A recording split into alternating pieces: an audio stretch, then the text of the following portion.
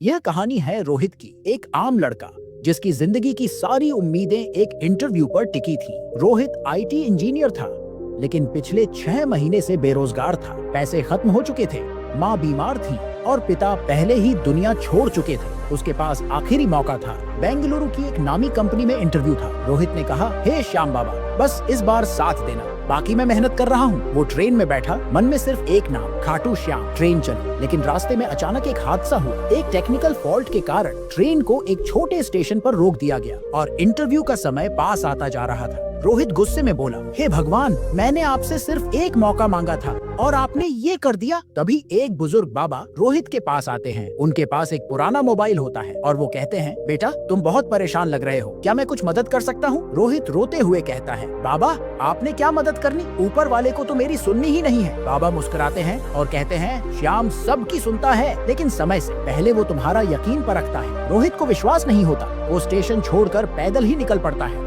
पास के शहर तक जाने के लिए। रास्ते में वो गिरता है, भीगता है और थककर एक छोटे मंदिर के बाहर बैठ जाता है। मंदिर में भगवान श्याम की मूर्ति होती है। वो कहता है, अगर वाकई तू है तो अब कुछ कर, मैं थक चुका हूँ। तभी एक गाड़ी वहाँ आकर रुकती है। उसमें से एक सज्जन उतरते हैं जो उसी कंपनी के HR मैनेजर होते हैं जहाँ रोहित का इंटरव्यू था। वो कहते हैं, क्या तुम रोहित हो? हम तुम्हें स्टेशन पर ढूंढ रहे थे, तुमसे फोन पर संपर्क नहीं हो पा रहा था और तुम्हारा प्रोफाइल हमें बहुत पसंद आया था, इसलिए मैं खुद आया तुम्हें लेने। रोहित हैरान। HR मैनेजर बोले, और हाँ, तुम्हारे लिए भगवान का शुक्रिया अदा करना मत भूलना।